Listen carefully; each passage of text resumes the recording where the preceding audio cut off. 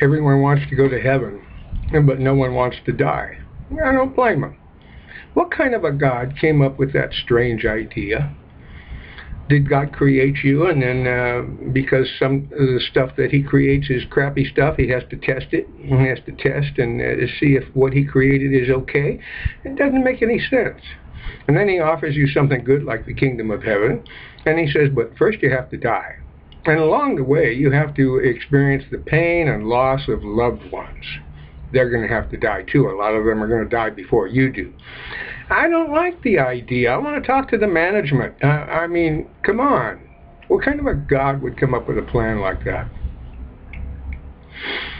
So in ancient Japan, there were the samurai. And the samurai had a license to kill. If the samurai didn't like the way you looked at him, out came his sword and off came your head. So once upon a time, many years ago in ancient Japan, there was a depressed samurai. And he had heard about the kingdom of heaven. He wanted to know about heaven.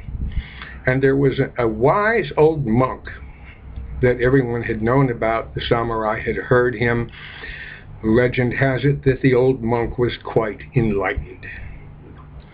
And so the samurai went to seek this monk, found him, and instructed him, the monk, teach me of heaven.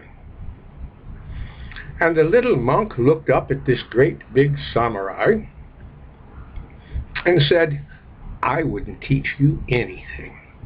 Your sword is rusty, you're not shaven, you smell.